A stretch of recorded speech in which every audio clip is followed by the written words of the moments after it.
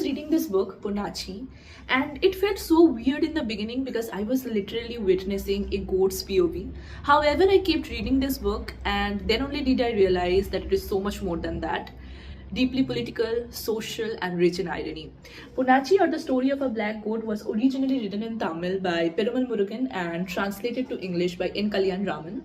As you can see, it is a very slim book containing only 172 pages, but the weight that it carries is profound.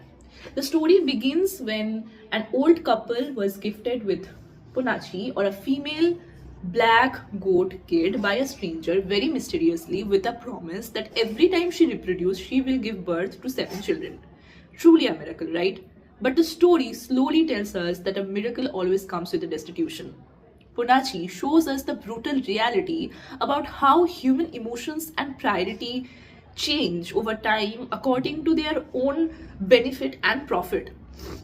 In the beginning of the story, Poonachi was so loved by the old couple because she was able to fill that emotional gap of their married daughter. But at the end of the story, as soon as the food scarcity became apparent, she became a burden real quick. Her miraculous children were sold off for money and everything changed. The most striking part about this novel is how Murugan wrote this story. He gave emotional depth to an animal that Poonachi unmistakably resembles human. She feels, she thinks, she loves, she longs, she has human urges. Her body becomes the epitome of exploitation and acceptance. There is a blurred line between human and animals in this book, and the blurred line does not sentimentalize with animals. Instead, it questions the human morality itself. If survival can so easily erode empathy, does violence need hatred to exist? Really? The disturbing part about this novel is all the cruelties that are taking part in the story are never really exceptional or extraordinary.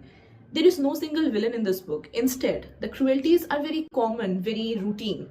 Poonachi is unsettling as it refuses comfort. It tells us the truth through the consciousness of an animal.